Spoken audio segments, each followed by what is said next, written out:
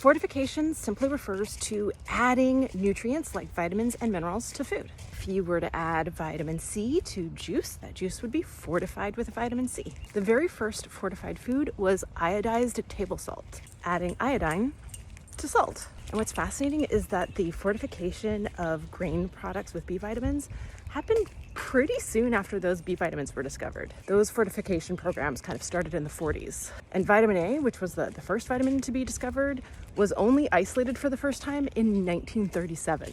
And at the time when fortification began, diseases of malnourishment were much more common than they are today. So for example, goiter, which is an enlargement of the thyroid gland that creates a big swelling of the neck, so common there was a region of the United States called the goiter belt.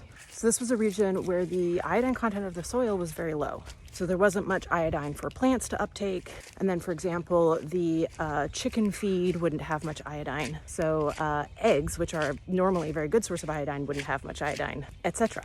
And then also in this time period, iron fortification began, when it was discovered that the most common cause of anemia is iron deficiency. Vitamin D fortification of dairy products also followed pretty soon after. So all of these came at a time period where malnourishment was a big problem. On the heels of the Great Depression, then during and post-World War II, where food insecurity was rampant, there were shortages of many different kinds of foods. And so fortification programs began to add nutrients to more affordable foods, more accessible foods, to help prevent diseases of malnutrition. Calcium fortification in the 80s was more of a trendy thing. And it was more brands adding calcium to their orange juice, for example, as a marketing strategy, rather than how other fortification started as like a federally subsidized program. And the three big success stories of fortification are in reducing the risk of goiter. That one's by something like 74%, reducing the incidence of iron deficiency anemia, and reducing the incidence of neural tube defects. Now, we can't see a signal of benefit of food fortification in things like cardiovascular disease incidence or mortality, or cancer incidence, or type 2 diabetes incidence. And that likely is because of the space in between deficiency and sufficiency.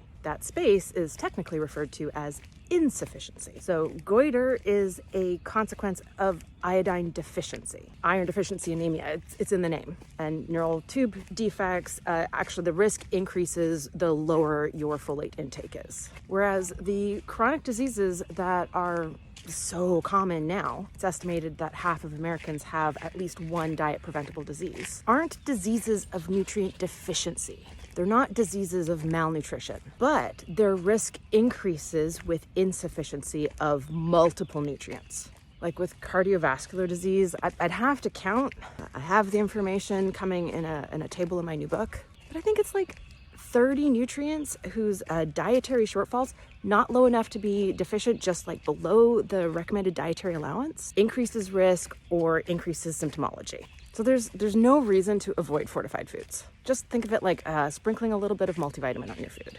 But like multivitamins don't seem to impact these big, rampant chronic conditions, neither do fortified foods. And it just makes a stronger case for increasing diet quality, which is what Nutrivore as a dietary philosophy and all of my content is all about.